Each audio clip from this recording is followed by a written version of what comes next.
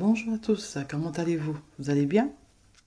Mais moi, ça va par la grâce. Je profite de ces temps de pause, de repos, pour pouvoir partager avec vous mes différentes réflexions.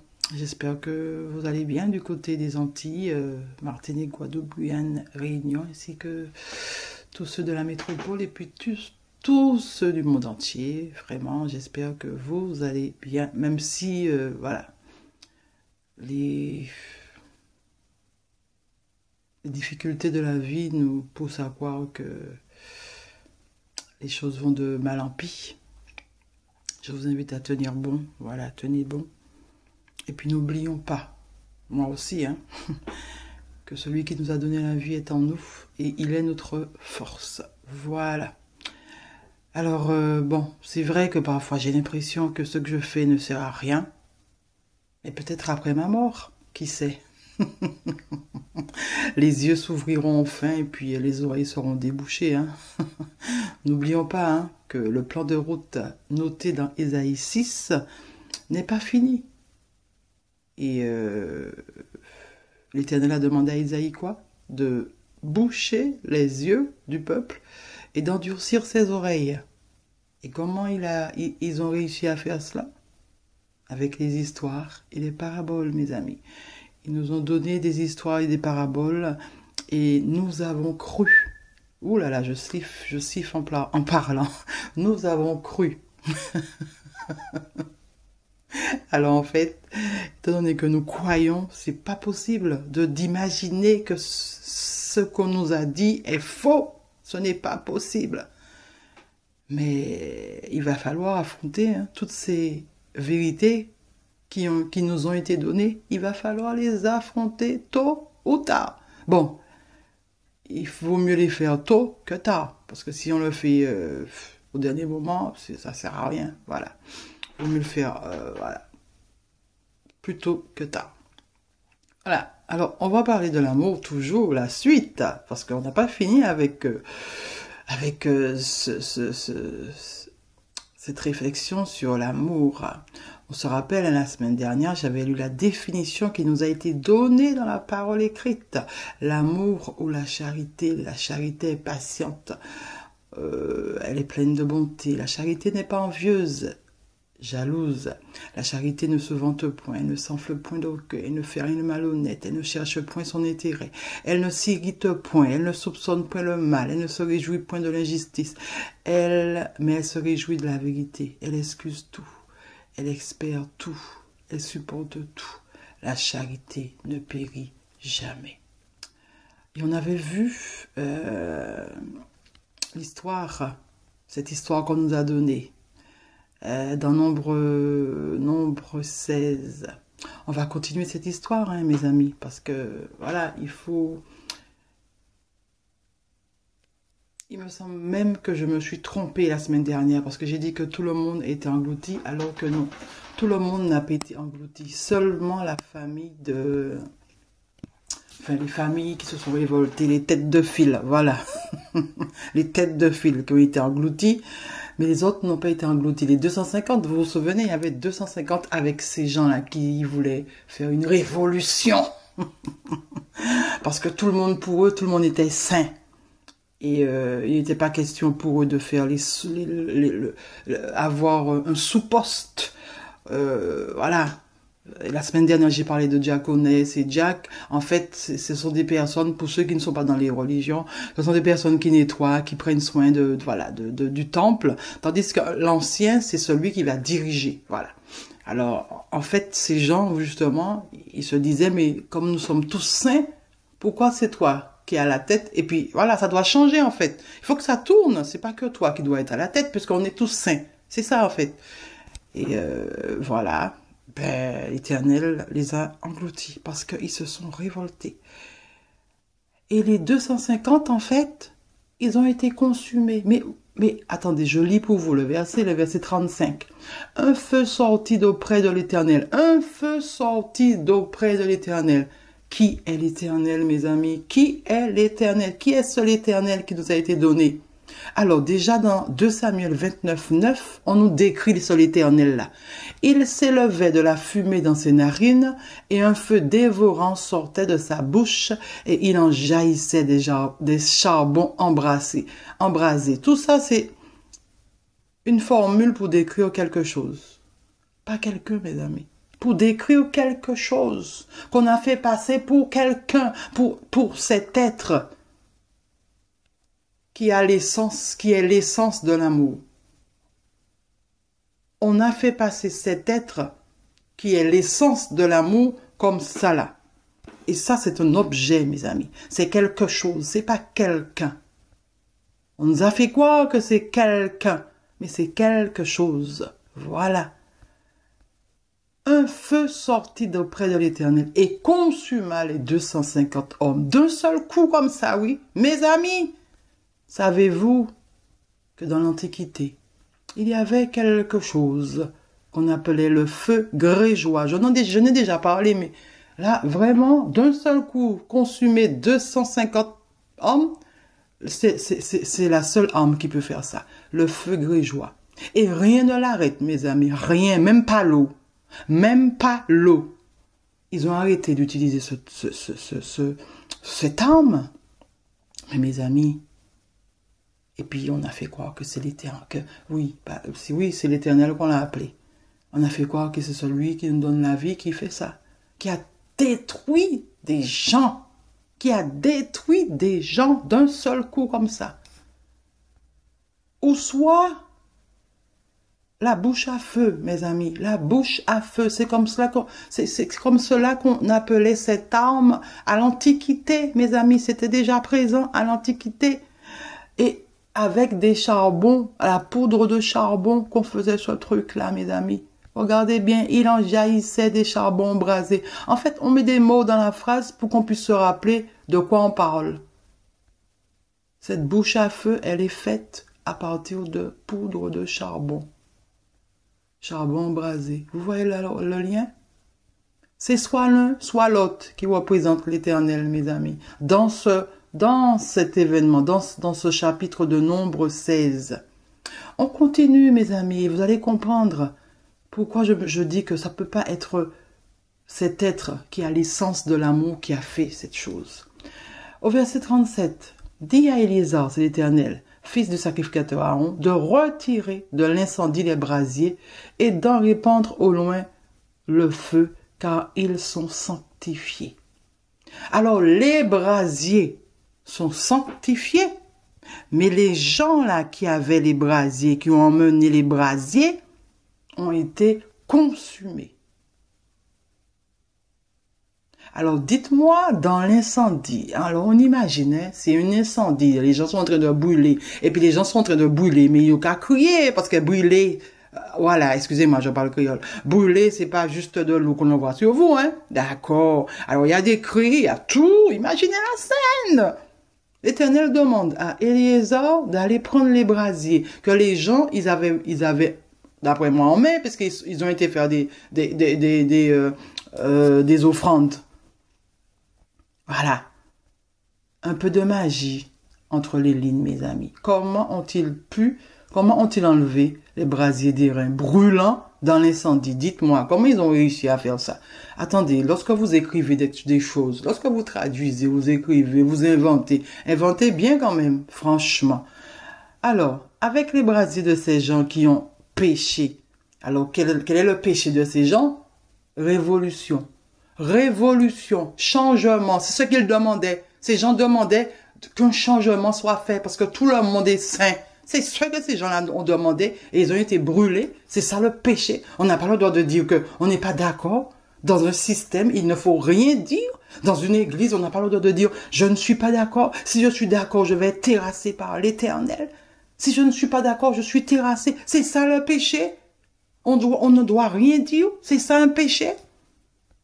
Se révolter, c'est un péché. Ah ouais? Et puis, avec les brasiers, que l'on fasse des lames étendues dont on couvrira l'autel. Alors, pour embellir l'autel, avec les brasiers de ceux qui ont été tués, on va embellir l'autel. Mais c'est qui ça, l'Éternel, mes amis? C'est qui? Parce que, puisqu'ils ont été présentés devant l'Éternel et qu'ils sont sanctifiés. Alors, les brasiers des reins, vous voyez bien, les reins, encore une matière, ça, l'objet est plus important que l'humain. Waouh! Les reins, le brasier des reins a été sanctifié.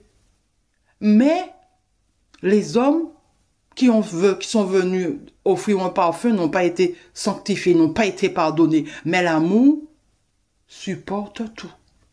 Alors je ne comprends pas. Et puis quel gros péché qu'ils ont fait? La révolution. Ah oui, ça c'est un gros péché, hein, vraiment. Ils serviront de souvenir aux enfants d'Israël. Ça veut dire que à chaque fois que les enfants d'Israël vont voir ça, eh bien, bien, excusez-moi mon créole, ils vont se tenir correctement. Ils vont pas broncher parce qu'ils savent ce que l'Éternel est capable de faire. Le sacrificateur Élisée, il a fait ce qu'on lui a demandé de faire. Bizarrement, mes amis, on continue, mais on est encore surpris. Hein? On continue, et il y a encore une deuxième surprise, une deuxième révolte.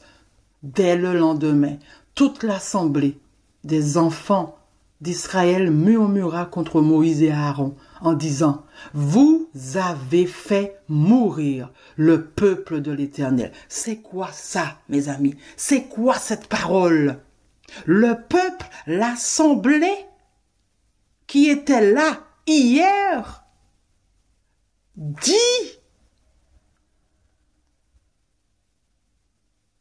que c'est Moïse et Aaron qui ont fait mourir le peuple. C'est quand même bizarre. Il me semble que c'est l'Éternel. Hein? C'est l'Éternel qui a fait ça, non? Et pourquoi ils disent que c'est Moïse et Aaron? Ils n'ont pas vu correctement ce qui s'est passé. Ou ils ont bien vu ce qui s'est passé et qu'on n'a pas noté ce qui s'est passé. On n'a pas réellement noté, mais on a marqué ça. Pourquoi vous marquez des choses qui causent problème, mes amis? N'écrivez pas cette partie. Enlevez cette partie carrément, puisque ça cause problème. Pourquoi l'Assemblée? Pourquoi l'Assemblée fait cette remarque? Et en plus, vous avez fait mourir le peuple de l'Éternel. Les personnes qui ont créé la révolution, c'est le peuple de l'Éternel, oui. Pour l'Assemblée qui était présente là, ces gens représentaient le peuple de l'Éternel. Pourquoi, d'après l'Assemblée, ceux qui se sont révoltés étaient aussi le peuple de l'Éternel? Ils n'ont pas vu que les gens ont péché? Ils n'ont pas vu ça? Ils étaient là quand même. Les gens méritaient la mort puisqu'ils ont péché. C'est ça, non? Comme l'Assemblée se formait contre Moïse et Aaron au verset 42, et comme ils tournaient les regards vers la tente d'assignation, voici la nuée la couvrit et la gloire de l'Éternel apparut. Encore une révolte qui va se terminer très mal. Il n'est pas question de se révolter. Il n'est pas question de se révolter avec l'Éternel. Avec l'Éternel qui nous a été donné. Il n'est pas question de dire « je ne suis pas d'accord avec cette façon de faire » avec l'Éternel qui nous a été donné. La connaissance sur le contrôle de la nature, mes amis, n'est sans doute pas d'aujourd'hui. Les hommes d'hier avaient une grande maîtrise de la nature, du pouvoir de la nature. Les hommes d'hier avaient cette grande maîtrise, mes amis. Et tout a été écrit dans la parole écrite. Tout ce qu'ils étaient capables de faire a été écrit dans cette parole. Les hommes d'aujourd'hui en sont très loin, mais ils savent faire aussi. Ils savent contrôler la nature. Il fait beau. Subitement, on a une nuée noire qui apparaît dans le ciel. C'est ça, mes amis. Et subitement, il pleut. Mais il fait très beau, hein? Le gros soleil qui éclate. Et puis, quelques minutes plus tard, l'orage, la pluie et tout. Contrôle de la nature, mes amis. Cela fait des siècles qu'il y a de ceux qui ont cette connaissance. Mais le peuple d'en bas ne maîtrise pas cela. Voilà, mes amis. Et on a fait passer tout cela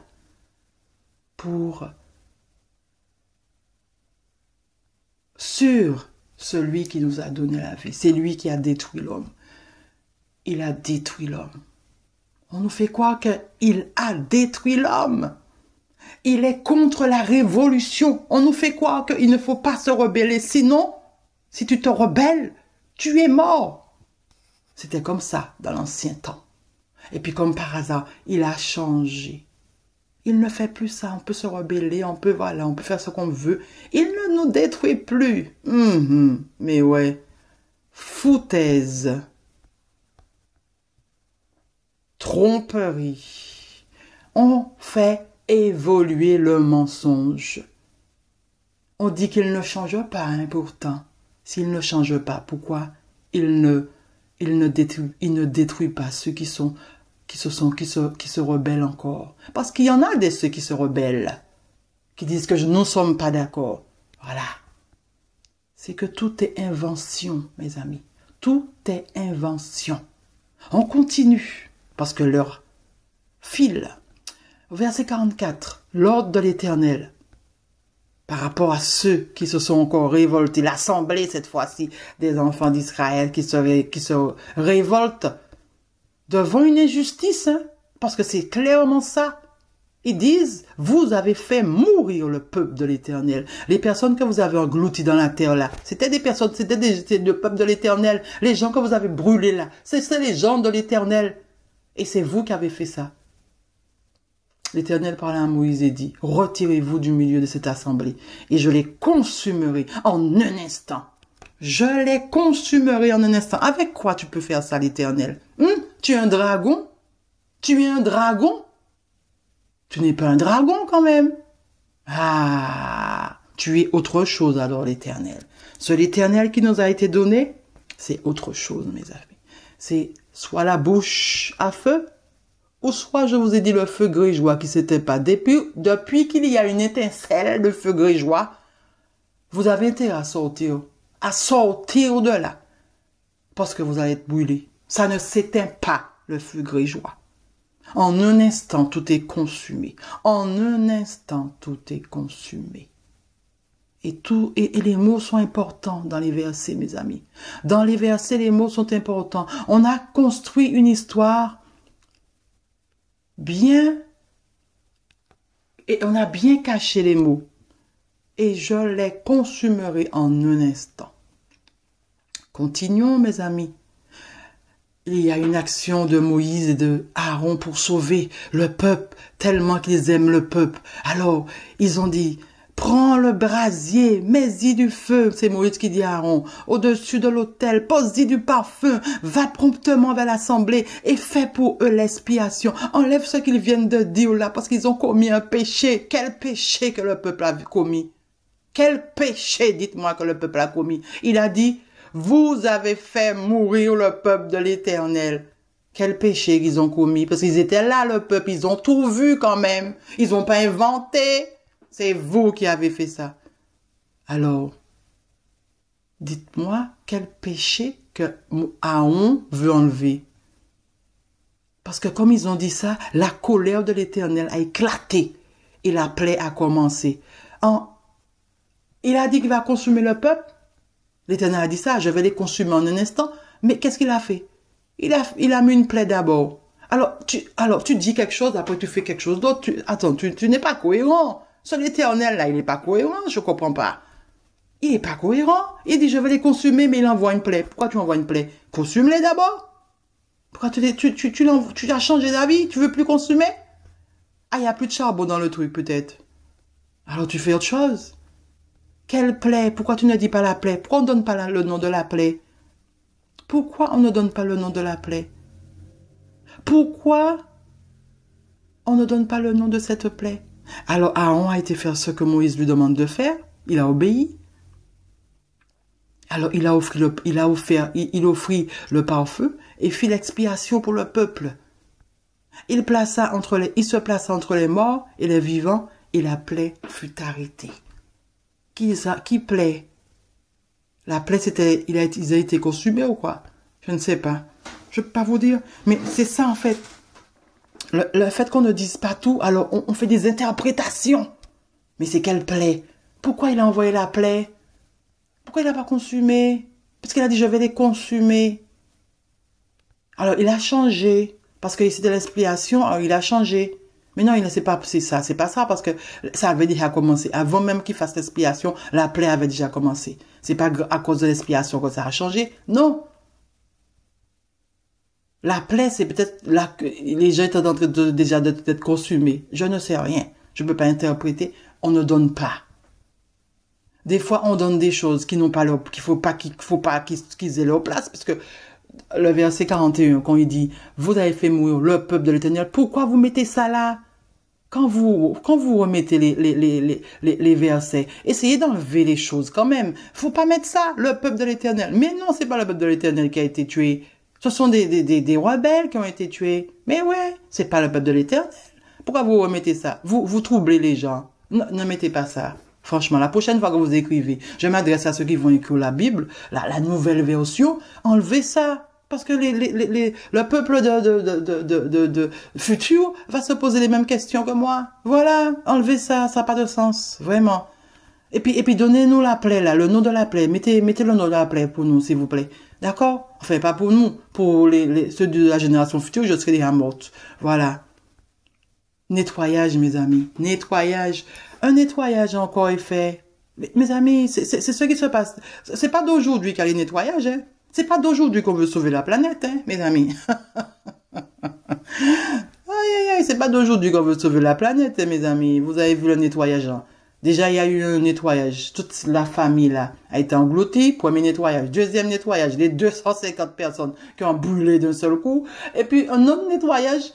14 700 personnes qui moururent de cette plaie. Encore un autre nettoyage. Alors, on enlève l'Éternel ne veut pas de rebelles dans ses rangs. Dès que tu es pas d'accord, tu es détruit. Tu es détruit. Alors, dites-moi où est l'amour? Où est l'amour? L'amour supporte tout. Où est cet amour-là? L'amour qu'on nous demande d'avoir pour l'autre. L'Éternel qui nous a été donné n'a pas respecté cela. Comment on peut détruire des gens qui ont juste dit « Vous avez fait mourir le peuple de l'Éternel ». Comment on peut tuer ces gens-là? Qu'est-ce qu'ils ont dit de mal? Ils étaient présents, ils ont assisté à la scène. Comme si, mes amis, vous êtes en grève, voilà, vous êtes en grève. Et puis, il y a des choses qui se passent durant cette grève-là. Par exemple, mais oui, ce qui se passe toujours, les policiers tapent les gens et voilà. Vous avez vu la scène, hein? Le lendemain, vous faites une interview pour dire que les policiers ont tabassé les gens et puis on vous met en prison. Attendez, on vous met en prison parce que vous avez relaté les faits pour mensonge. Attendez, mais vous étiez là? Vous n'avez pas menti quand même. Vous avez dit les choses que vous avez vues. Les policiers ont tabassé les grévistes. Et on vous met en prison. C'est exactement ça, mes amis. L'Assemblée dit, vous avez fait mourir le peuple de l'Éternel. Et puis comme par hasard, l'Éternel n'est pas content. On ne l'a même pas accusé l'Éternel, non? On ne l'a même pas accusé. Si au moins on l'avait dit, l'Éternel a fait, oui, nous sommes contre l'Éternel. On n'a même pas accusé l'Éternel. On a accusé Moïse et Aaron. L'Assemblée a accusé Moïse et Aaron. C'est pourquoi vous voyez déjà là. Ça veut dire que lorsque vous êtes dans une église, ne maltraitez pas les dirigeants. Sinon, vous allez être terrassé. Tout est là. Ne maltraitez pas les dirigeants parce que vous allez être terrassés. Ils sont saints. Mais si vous voyez des choses qu'ils ont fait de mal, Vous n'allez pas le dire? Il faut quand même le dire. Mais c'est ce que l'Assemblée a fait. Hein. Eh bien, l'Assemblée, ils ont été touchés par la plaie. Et 14 700 personnes ont péri ce jour-là. 14 700 personnes. Mes amis, 14 700 personnes ont été tuées ce jour-là. Par l'Éternel qui nous a été donné. Comment? Quelle plaie? Voilà mes amis, on a déjà 25 minutes. Je vais m'arrêter là. Si l'amour supporte tout, si l'amour excuse tout, si l'amour, l'essence de l'amour, c'est ce qu'on a écrit, nous demande de pardonner. Pourquoi a-t-il fait autant de massacres dans l'Ancien Testament? Tout est écrit. Si nous croyons réellement que tout s'est réalisé, eh bien, voilà. Nous devons nous poser des questions sur ce l'Éternel qui nous a été donné. Voilà mes amis. Bonne journée à tous. Soyez... Qu'est-ce que je vais vous dire? Soyez heureux. Voilà. Soyez heureux. Prenez du temps pour vous et pour ceux que vous aimez et apportez-leur de l'amour, voilà, de la joie, du bonheur. Voilà, profitez de cette vie que vous avez l'occasion de voir. Voilà. À bientôt mes amis. Bye bye, bon après-midi, bonne journée.